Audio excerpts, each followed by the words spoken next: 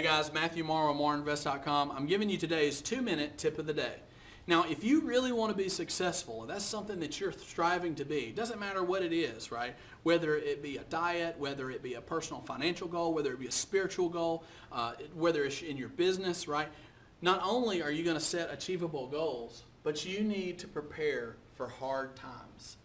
Now, I'm not a doomsday kind of guy, but I want to tell you that life is going to happen. You can't slow it down. There's nothing you can do to keep life and time from marching on, right?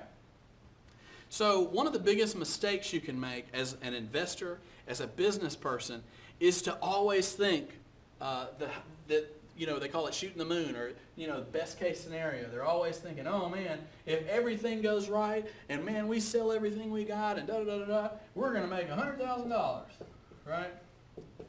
And to most people, man, $100,000, that is a ton of money. I'll be doing great. Man, that's a ton of money, right? That's over $8,000 a month.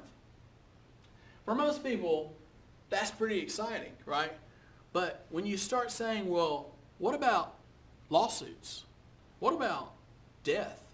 What about divorce? What about marriage?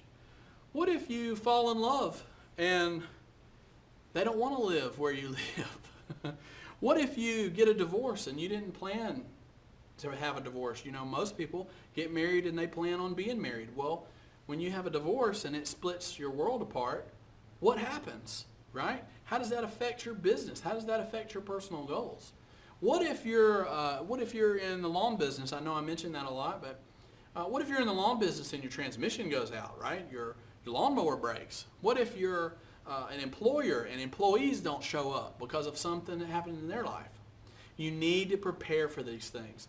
I'm in real estate and I do long-term passive income streams. My favorite thing to do is rental properties. I love the rental income, the passive income that comes in every month. But what happens is, and this is what I did in the very beginning, to be honest with you, I used every bit of the money that came in instead of planning for things to go bad. So what do people ask as soon as I say I do rental properties? I say, oh man, don't you have a problem finding good tenants? I'm like, well, yeah, I do sometimes. Like, well, don't you ever have a tenant that tears the place up? Yes. Don't you have a place where you tell them not to smoke and they smoke? Yes. Don't you have people that you tell them no pets and yet they got 3 dogs in their house? Yes. Do you ever have people that you tell them no drugs and there's drugs? Yes. What about where you say only one family is on the lease, only one person is supposed to live here, and you get there and there's 3 families living there? Yes. All those things can happen. Well, guess what? If you will plan for them to happen, you'll be better off. Let me give you a little advice my father gave me. He said, it's not a matter of if it's going to rain, it's when is it going to rain and how hard. So if you'll prepare for that rainy day, you need to have 3 to 6 months of your money built up to pay your bills, because I guarantee you that life is going to happen and you will face adversity, whether it be personal health, divorce, lawsuit, marriage. There's no telling what can come your way. I've been in this a long time, and yet I'm still learning every day. And it's your ability to deal with adversity. If you can deal with the punches that life brings you and continue moving forward, that's what's going to make you successful.